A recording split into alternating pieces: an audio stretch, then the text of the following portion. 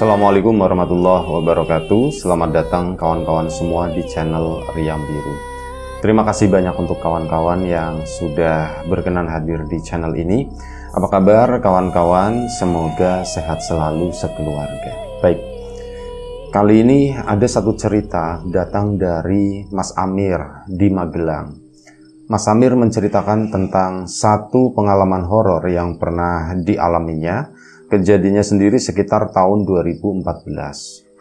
Nah, di tahun 2014 tersebut, pada suatu hari, Mas Amir itu diminta oleh pamannya, "Mir, nanti nemenin Pak Le yuk ke Semarang buat nengokin Tasya," katanya. Nah, Tasya itu sepupunya Mas Amir, adik sepupunya. Jadi Tasya itu kuliah di Semarang, anak pamannya tersebut. Cuman waktu itu dia udah lumayan cukup lama ya, udah sekitar 4 bulan, itu udah pernah pulang ke rumah. Jadi orang tua itu khawatir. Diteleponin itu susah. Kalau ditelepon maunya buru-buru, ndak mau ya ngobrol santai seperti sebelumnya kayak gitu ya. Kayaknya kalau ditelepon itu ndak suka gitu kan. Jadi orang tua kan khawatir, jadi ya takut terjadi sesuatu gitulah. Nah, dari situ akhirnya Pak Le-nya pun memutuskan, ya udah yuk kita susulin aja ke Semarang. Takutnya ada apa-apa di sana begitu ya. Soalnya melihat gelagat sama sikapnya si Mbak Tasya tadi yang belakangan itu agak sedikit aneh. Lah, ini minta Mas Amir, "Mir, temenin Pak Le yuk." Jadi Mas Amir itu nanti kayak buat gantian nyetir lah. Jadi bibinya juga ikut. Bertiga waktu itu, Mas Amir, pamannya sama bibinya, Pak Le-nya sama bulenya itu. Nah, Mas Amir sendiri itu kan bisa nyetir gitu. Jadi buat nanti gantian lah sama Pak Le-nya. Ya sudah, Mas Amir pun karena memang bisa senggang, akhirnya ya udah bantuin Pak Le-nya.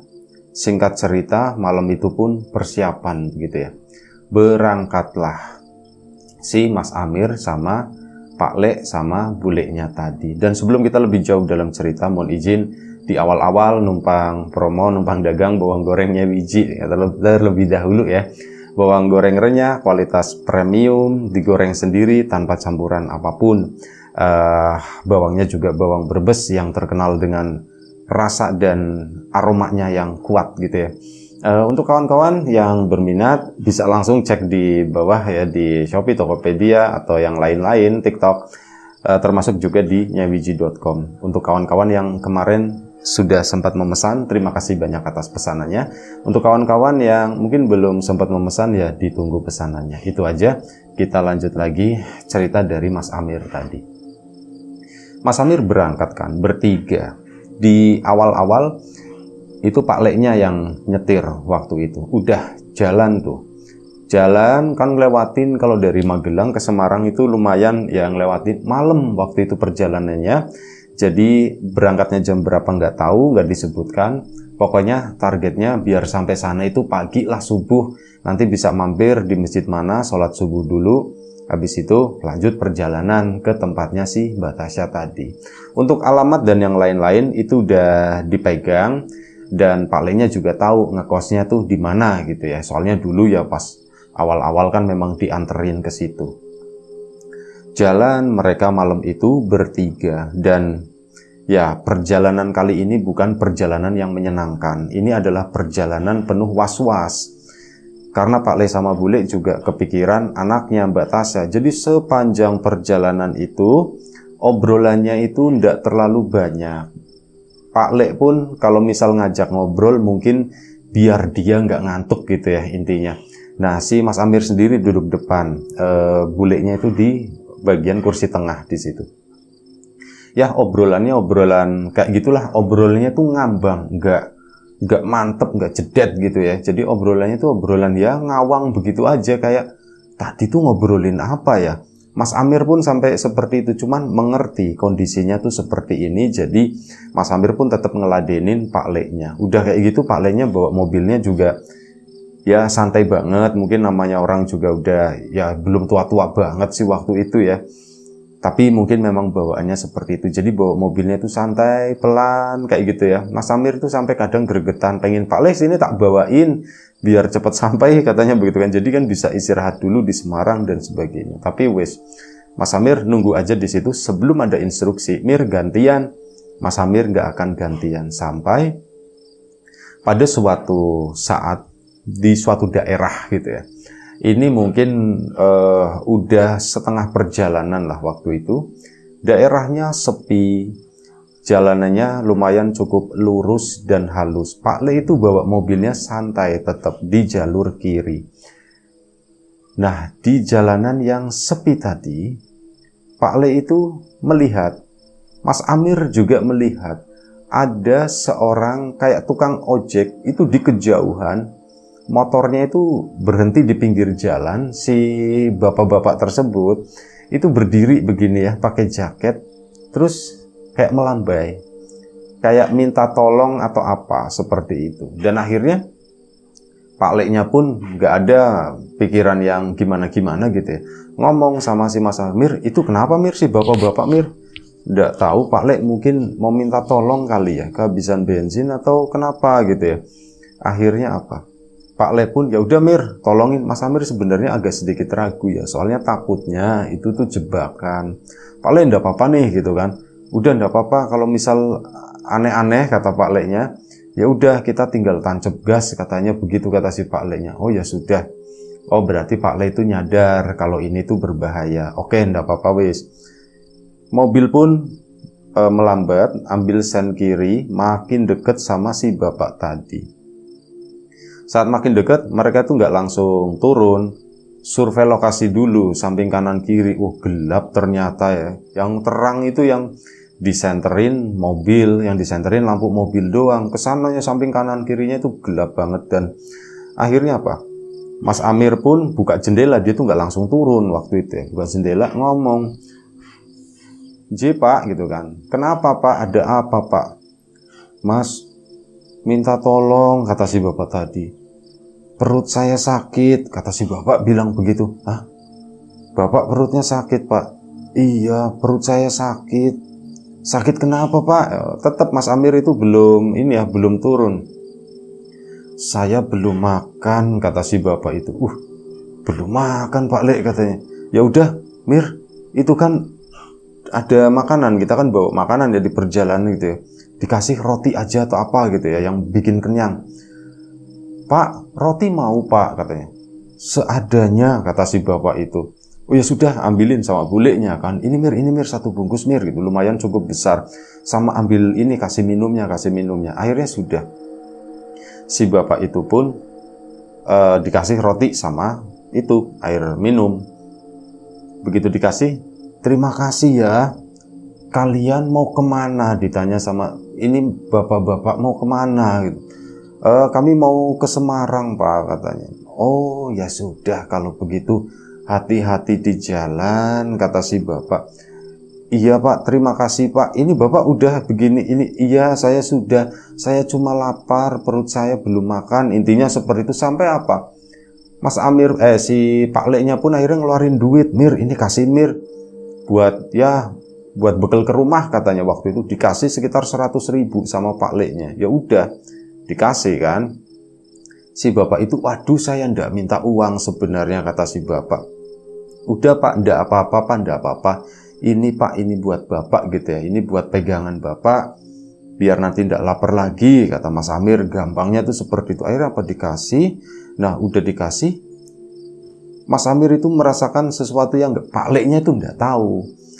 "Pak, kami jalan lagi ya Pak ya?" "Iya, silakan, terima kasih makanan sama uangnya," kata si bapak. Nah, mobil kan mau jalan, waktu itu jendela belum ditutup, cuman Mas Amir kan salam terakhir lah, begitulah, ngangguk begini, tanda sopan santun, "Permisi kami jalan." Mas Amir itu melihat ada sesuatu yang, aduh kok bikin perasaanku ndak enak ya.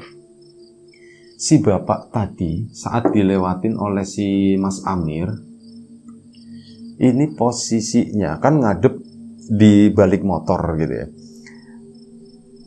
Si bapak itu perutnya itu besar. Jadi mungkin pakai kemeja kekecilan atau bagaimana, itu sampai kebuka begini loh. Si bapak itu kebuka kemejanya dan Mas Amir itu kaget bukan main. Soalnya apa? Ya, Mas Amir sendiri itu melihat atau pernah atau bahkan sering melihat seorang laki-laki gendut yang perutnya itu udah meluber gitu ya. Ini tuh beda, kata si Mas Amir.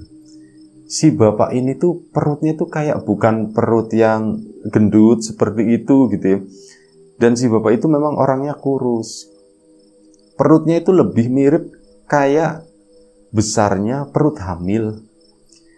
Itu si firasatnya Mas Amir itu mengatakan seperti itu. Kok bapak ini perutnya kayak orang hamil ya, bukan kayak perut besarnya bapak-bapak seperti yang sering dia lihat gitu ya.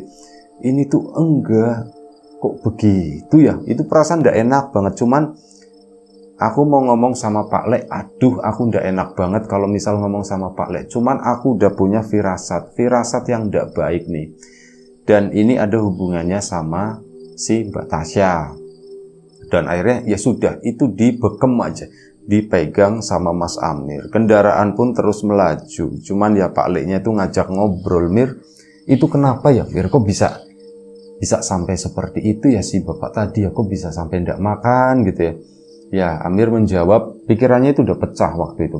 Tapi ya Mas Amir menjawab formalitas, ya Pak, mungkin ini Pak Lek mungkin ya dia nggak dapat kerja hari ini gitu ya, atau mungkin kalaupun si bapak itu lagi ngojek nggak dapat penumpang atau apa, jadi ya bisa jadi si bapak itu megang uang tapi uangnya itu nanti buat keluarga.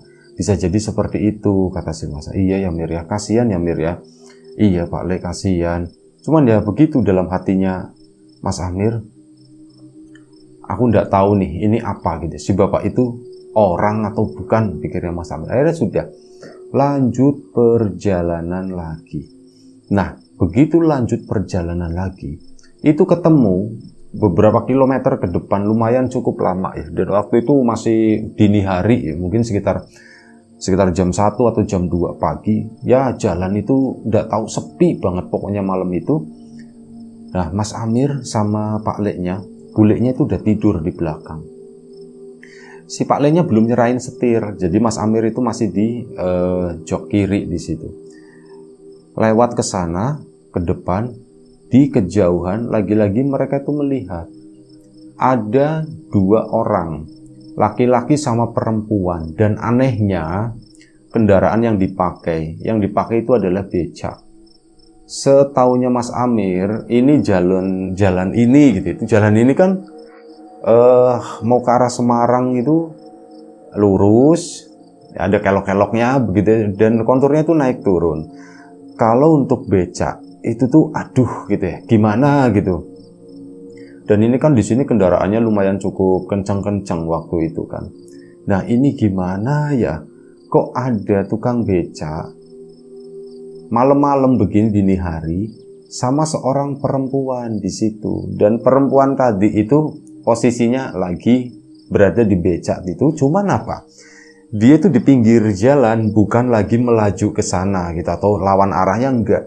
Itu di sebelah kiri, di pinggir jalan, becaknya tuh ngadep ke arah depan.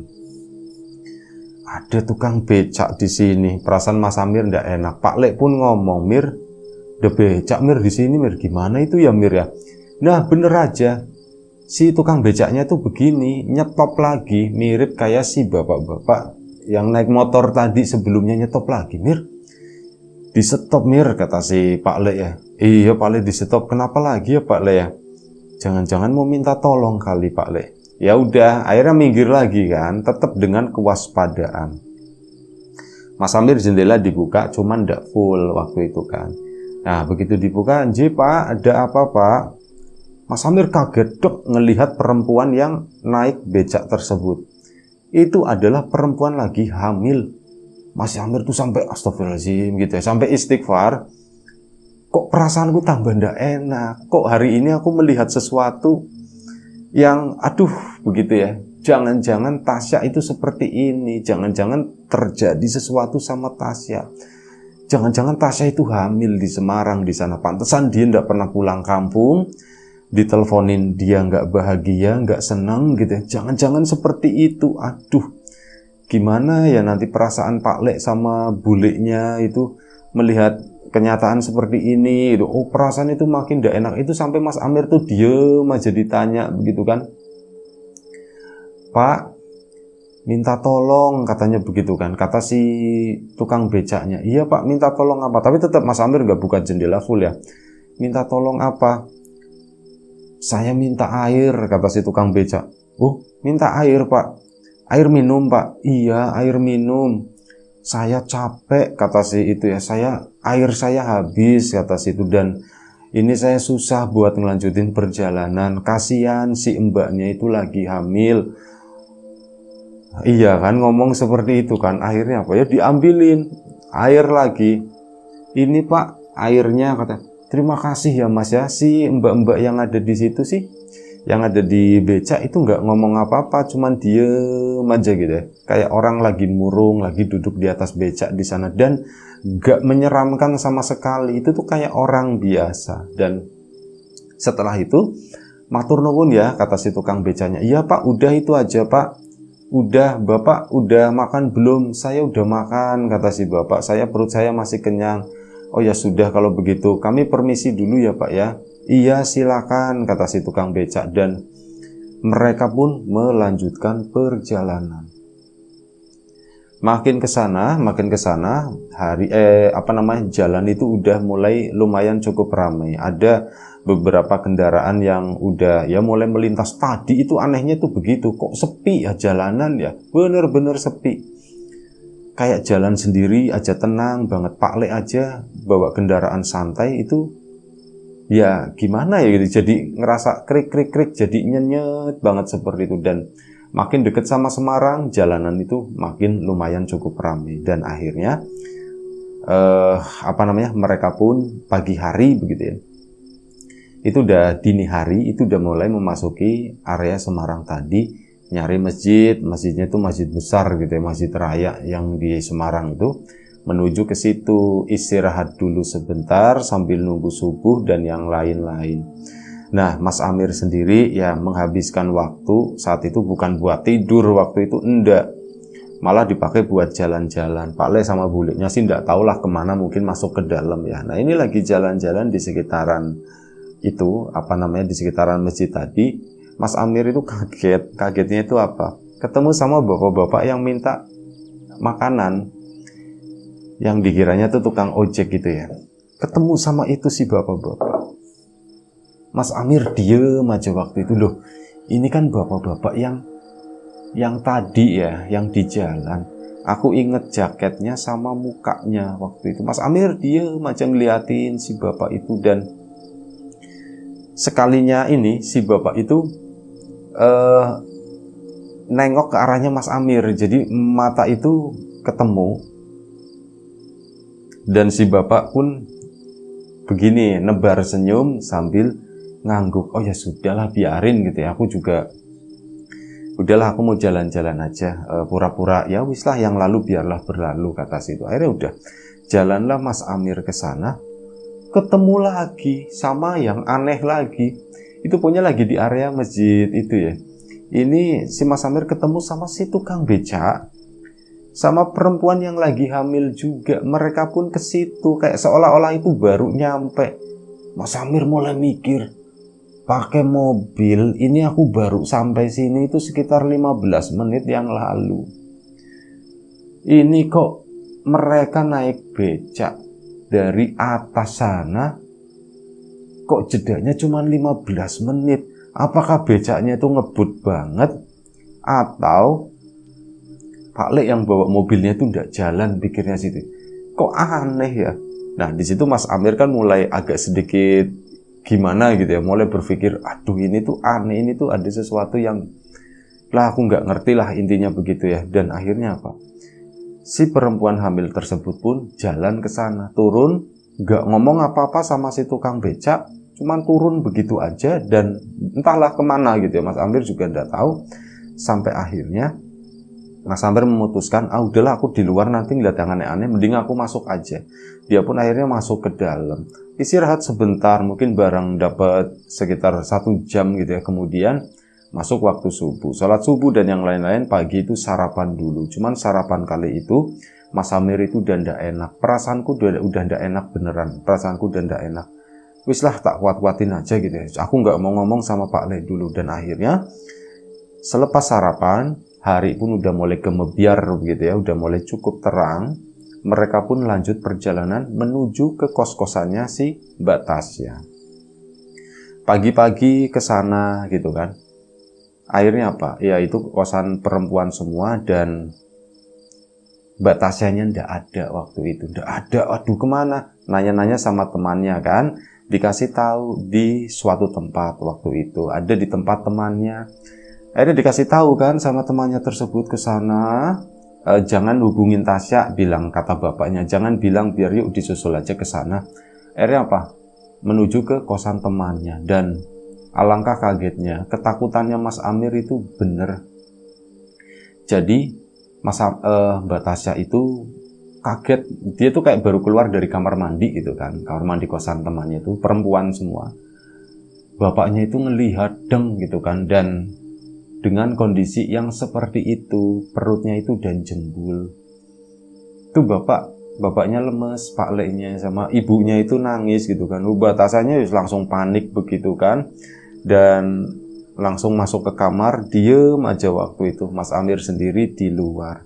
Ya, ngobrol-ngobrol lah mereka, menceritakan itu tadi, tentu saja penuh dengan kekecewaan dan sebagainya. Mas Amir pun, aku ndak kuat melihat yang seperti ini. Aku mending jalan-jalan aja. Dan saat jalan-jalan, ada bapak kos gitu kan. Bapak kos itu ke situ, dan di kos-kosan itu tuh lumayan cukup tertib. Mas, nyari siapa gitu kan. Mas Amir kaget, bapak kosnya itu mukanya sama kayak bapak yang dikasih roti. Pak, bapak yang itu semalam di jalanan sampai lagi ngapain? Jadi kosannya memang ketat. Ada cowok masuk ke situ, padahal itu kan sama keluarganya gitu. Itu langsung ya kena tegur kan. Lagi ngapain di sini, kosan cewek, cowok udah boleh masuk. Iya Pak, nuwun sewu Pak. Saya keluarganya si Tasya katanya begitu. Ini saya datang sama orang tuanya. Saya sepupunya Pak. Itu orang tuanya lagi di kamar. Akhirnya bapaknya, iya maaf, tak pikir tamu biasa Mas, soalnya kosan ini tuh tertib, tidak boleh ada yang aneh-aneh, intinya begitu kan. Jadi saya minta maaf ya Mas ya. Itu beneran si bapak yang tukang ojek itu, ya yang bapak naik motor malam-malam minta itu. Cuman perutnya tuh nggak jembul, perutnya enggak. Iya Pak, Mas Amir pun tambah diem gitu kan. Aku ngelihat lagi seperti ini pasti Pak, nun sewu Pak. Akhirnya ditanya kan, Bapak tadi pagi di masjid nggak Pak? Masjid mana Mas? Di itu masjid. Jauh Mas dari sini katanya begitu kan. Enggak lah, saya enggak di situ. Berarti beda orang. Saya ketemu sama orang yang mirip sama Bapak itu 2 kali Pak. Mas Amir pun akhirnya cerita begini dan ya udah, akhirnya si Mas Amir pun nggak menceritakan mengenai seorang perempuan itu ya. Dan waktu itu perempuan yang yang hamil yang ditemui oleh oleh Mas Amir itu kan dari semalam memang mukanya itu ndak terlalu jelas ya, karena gelap, cuman murung merunduk begini. Dipikir-pikir Mas Amir itu memang kayak pernah melihat orang yang seperti ini. Dan pas merhatiin Tasya, ya si perempuan itu tuh mirip Tasya. Ya saat dia turun dari becak begitu, badannya itu jadi agak sedikit gemuk begitu ya. Itu Tasya, bukan gemuk banget enggak. Jadi Tasya itu awalnya kurus, cuman setelah hamil itu badannya memang agak sedikit melar sedikit gitu ya. Jadi Mas Amir itu kayak pangling atau apa. Yang aku lihat itu mirip banget sama Tasya. Berarti bener semalam itu merupakan firasat waktu itu. Nah, dan akhirnya setelah ngobrol sama bapak sama ibu, Mbak Tasya pun dibujuk untuk pulang. ya awalnya ndak mau begitulah, tapi negosiasi alot ini. Nah kebetulan orang tuanya Mbak Tasya itu kan memang mampu, punya beberapa rumah lah begitu ya. Jadi nanti Tasya kamu pulang aja ke rumah nak, biar dirawatin lah sama orang tua begitu ya. Jangan begini. Intinya kalau misal pulang kampung, kamu kan bisa nempatin rumah yang di sana katanya begitu. Nanti ya tak temenin sama ibu atau bapak di situ kan ya enggak apa-apa katanya gitu. Ya setelah negosiasi dan yang lain-lain, akhirnya Mbak Tasya pun nurut. Dan Mas Amir waktu itu belum berani menanyakan siapa yang begini, siapa bapaknya dan sebagainya. Itu tuh belum berani menanyakan. Dan akhirnya sudah sampai malam itu pulang ya. Malam itu Mbak Tasya pun dijemput pulang, packing dan yang lain-lain. Mereka itu berangkat itu sore. Jadi siangnya itu ya sempat makan dan yang lain-lain dulu gitu. Bapak itu, bapaknya Mbak Tasya ya ikhlas, kita cari solusinya. Intinya seperti itu ya. Dan akhirnya sudah. Pulanglah mereka dan pulang dari sana itu udah lumayan cukup sore. Kali ini yang bawa Mas Amir. Mas Amir yang nyetir. Dan ketemu malam nih, malam cuman nggak malam-malam banget, paling sekitar jam 7 malam. Dan waktu itu udah memasuki area-area dekat Magelang situ ya. Mas Amir kan bawanya lumayan cukup cepet ya, setengah 7 atau jam 7. Ini Mas Amir lagi-lagi ngelihat bapak yang naik motor itu. Bapak yang naik motor sama berada di pinggir jalan, cuman kali ini dia tuh nggak nyetop. Dia tuh cuman ngeliatin begini doang, kayak ya udah lewat begitu ya. Sama tukang becak dan perempuan itu pun berada di titik, yaitu di jalur pulangnya itu ketemu lagi. Lah ini tukang becak sama si perempuan ini tak perhatiin gitu kan, diperhatiin. Cuman setelah diperhatikan dan sempat melihat mukanya, perempuan itu tuh bukan Mbak Tasya, beda. Tapi dilihat dari bentuk-bentuknya yang sekarang yang di belakang itu, ini mirip banget, 80-90% itu tuh mirip. Dan akhirnya singkat cerita mereka pun sampai di rumah. Nah begitu sampai di rumah sesuai dengan rencana awal, udah Tasya diumpetin aja dulu. Nanti kita ya cari tahu lah siapa ininya dan sebagainya.